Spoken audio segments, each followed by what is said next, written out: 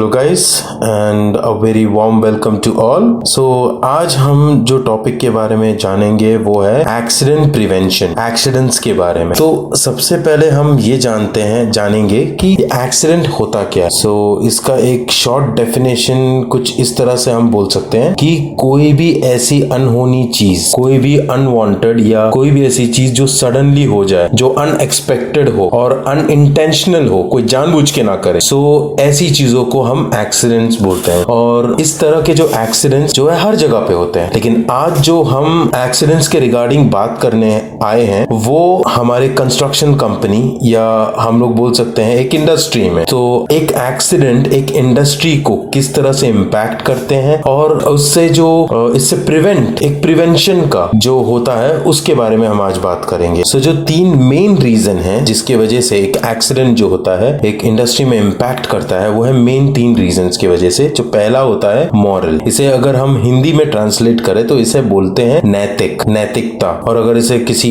और शब्द में भी बोले तो इसे हम लोग बोलते हैं एक इमोशनल, एक या तो फिर इस तरह भी बोल सकते हैं एक जनरल चीज जो सबका जो हक है वैसा भी अगर हम इसको बोल सकते हैं। तो मॉरल, दूसरा है लीगल मतलब कानूनी, तीसरा है इकोनॉमिकल मतलब पैसा। तो ये तीन ऐसी चीज है अगर कहीं पे भी एक्सीडेंट होता है तो ये तीन चीजों के वजह से एक कंपनी में इम्पैक्ट बहुत बुरा पड़ता है। तो सबसे पहले हम देखते हैं मॉरल के बारे में।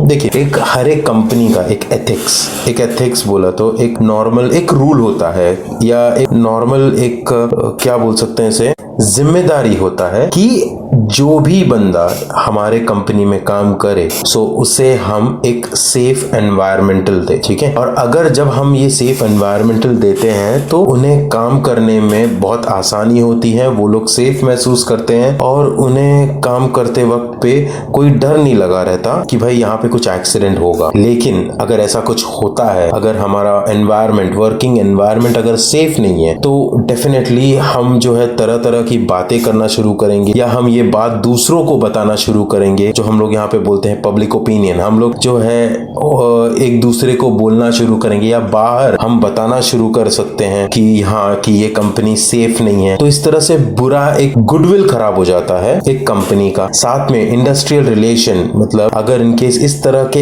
हादसे अगर एक कंपनी में बार बार होता है तो डेफिनेटली हादसों का होना मतलब काम लेट होना। अगर कहीं पे भी हादसा होता है डेफिनेटली वहां पे काम रुक जाता है, काम रुकने की वजह से वहां पे जो भी प्रोडक्शन जो होना चाहिए 10 दिन में वो डिले हो जाता है, और प्रोडक्शन डिले होने की वजह से जो दूसरी इंडस्ट्रीज है जहां पे आपको अपना प्रोडक्ट टाइम पे देना होता है वो लेट हो जाता है, जिसकी वजह से एक इंडस्ट्रियल रिलेशंस भी बिगड़ते हैं। तो ये सारे मोरल रीजंस होते हैं जिसके वजह एक एक्सीडेंट जो है जो इम्पैक्ट करता है। अभी अगला है लीगल। डेफिनेटली अगर आप लोग के यहाँ पे एक्सीडेंट होता है, वहां पे इन्वेस्टिगेशन होता है। अगर इन्वेस्टिगेशन में पता चला कि अगर कंपनी ने प्रॉपर नियम फॉलो नहीं किए हैं तो हो सकता है आपको फाइन लगे। फाइन का हम कुछ बोल नहीं सकते, कितना भी फाइन लग सकता है। दूसरा होता है कि आपका इम्प्रूवमेंट नोटिस लगता है कि हाँ आपका काम तब तक बंद कर किया जाएगा जब तक कि ये चीज आप ठीक नहीं करते हैं। यहाँ तक कि जो ऑनर होता है उनको जेल तक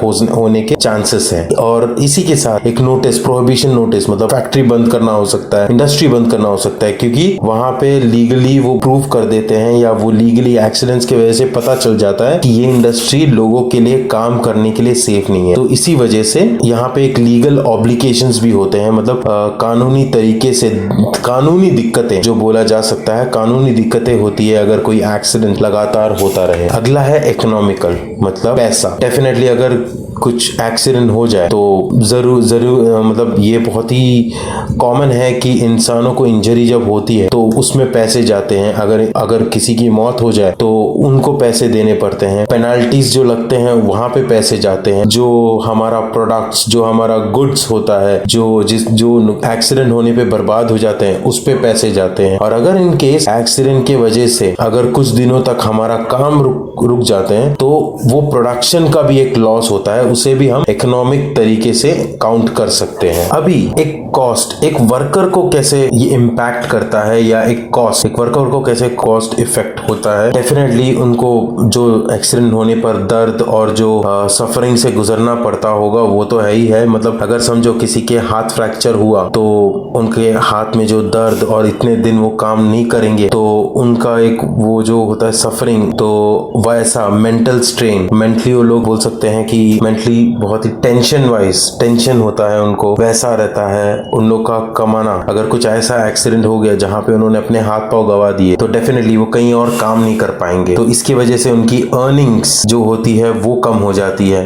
वो नहीं मतलब वो खत्म ही हो जाती है। और साथ में अगर किसी की मौत हो गई तो डेफिनेटली उनके फैमिली को जो इम्पैक्ट पड़ेगा तो उसके बारे में तो हम बता भी नहीं सकते। सो ये बहुत सारे रीजंस है जो वर्कर को भी इम्पैक्ट करता है, कंपनी को भी इम्पैक्ट करता है। लेकिन कुछ चीजें हैं जो कंपनी को जो है थोड़ा सा हेल्प करती है फाइनेंशियली स्टेबल होने के लिए, बट ये जो है ज्यादा मतलब ये ज्यादा उनको स्टेबल नहीं कर पाती। जैसे कि इंश्योरेंस, अभी अगर कोई भी गुड्स या ऐसा कुछ भी अगर नुकसान हो गया हो तो उसके इंश्योरेंस होते हैं। अगर किसी वर्कर या लेबर का एक्सीडेंट हुआ हो तो उनका इंश्योरेंस होता है। अगर कोई चोरी या आग लगे तो उसमें इंश्योरेंस होता है। लेकिन अनइंश्योर्ड बहुत सारी चीजें होती है, जैसे कि कुछ ऐसे मेडिकल खर्चे और फर्स्ट एड जो इंश्योर्ड नहीं होती, जो इसमें अनइंश्योर्ड होता है। उस पे बाद कुछ ऐसे प्रोडक्ट्स जैसे कि अभी आप क्रेन का तो आप इंश्योरेंस ले सकते हो कि अगर क्रेन में कुछ डैमेज हुआ तो क्रेन का इंश्योरेंस हो जाएगा। लेकिन वो मटेरियल वो गुड्स का क्या, अगर समझो क्रेन लोड करते वक्त पे अगर समझो लाखों का एक मटेरियल है वो अगर गिर जाता है, वो बर्बाद हो जाता है, तो वो इंश्योर्ड नहीं होता, वो इंश्योरेंस में कवर नहीं हो सकता। ठीक है, तो उस तरह के कुछ प्रोडक्ट के लॉस। फिर टेम्परेरी स्टाफ, अगर हम किसी एक का एक्सीडेंट होने पर डेफिनेटली हम एक रिप्लेसमेंट लाते हैं तो वो टेम्परेरी रहता है, वो परमानेंट नहीं, वो तब तक वहां पे काम करेगा जब तक जो जिनका एक्सीडेंट हुआ है वो वापस से काम पे नहीं लगता। तो जब इस तरह के जो टेम्परेरी स्टाफ होते हैं तो उनका खर्चा ये इंश्योर्ड नहीं होता। नए रिक्रूटिंग करने पड़ते हैं, उनको ट्रेनिंग देना रहता है, तो जो वक्त लगता है, जो उतना टाइम जाता है जो हम प्रोडक्शन में दे सकते थे लेकिन ये एक्सीडेंट के वजह से नहीं दे पा रहे, तो इन सब का इंश्योरेंस नहीं होता। ठीक है, और जो एक्सीडेंट के वजह से समझो अगर एक एक्सीडेंट हुआ, इन्वेस्टिगेशन होने की वजह से 2 या 3 दिन उनको काम रोकना पड़ा, डेफिनेटली काम को जो है उनको अपना प्रोडक्शन बढ़ाने के लिए, मतलब प्रोडक्शन जो है ऑन टाइम खत्म करने के लिए, वो 2 दिन का जो वेस्ट गया है टाइम उसे कवर अप करने के लिए उनको ओवर टाइम करवाना पड़ेगा लोगों से, ताकि टाइम पे उनका जो प्रोडक्ट हो या जो भी उन्होंने टेंडर लिया हो या बोल सकते जो भी काम लिया हो उसे टाइम पे खत्म करने के लिए, तो उसमें जो ओवर टाइम अगर वो लेबर से कराएंगे तो वो भी पैसा कंपनी को ही अपने जेब से देना होता है, वो इंश्योर्ड नहीं रहता। और इसी के साथ साथ कुछ ऐसे भी लॉस हम बोल सकते हैं जैसे कि लॉस ऑफ सेल्स में लॉस हो जाना, इन्वेस्टिगेशन करते वक्त जो टाइम कंज्यूम होता है, तो उस टाइम में जो भी लेबर्स या इन्वेस्टिगेशन के लिए किसी भी आदमी को जब फैक्ट्री से या काम करने के बीच में से अगर हम उसे बुलाते हैं तो उनका वो वक्त ना काम जो प्रोडक्शन जो रुकता है, सो उनके कॉस्ट, लीगल प्रोसीजर के कॉस्ट, हालांकि लीगल प्रोसीजर में कुछ कॉस्ट इंश्योर्ड होते हैं, बट मैं ये बता दूं कि 30 या 40% कुछ इंश्योर्ड होंगे, बट बाकी सारे अनइंश्योर्ड कॉस्ट होते हैं। फिर अगर इक्विपमेंट्स को, जिस तरह से मैंने बोला, अगर छोटे मोटे औजारों को अगर कुछ भी डैमेज होता है, एक रिप्लेसमेंट मतलब अगर डैमेज होने के बाद जो उसके रिप्लेसमेंट्स होते हैं, सो उन सब में भी पैसा जाता है। और सबसे ज्यादा इंपॉर्टेंट, इफेक्ट ऑन मॉरल, मतलब हर एक आदमी का एक आत्मविश्वास होता है, उस पे एक इफेक्ट होना, मतलब लोग फिर वहां पर काम करने से थोड़ा सा कतराते हैं, थोड़ा सा डरते हैं, तो जो प्रोडक्शन उसे देना होता है कंपनी को तो वो दे नहीं पाते। तो ये सारे चीजें, इसे हम एक तरीके का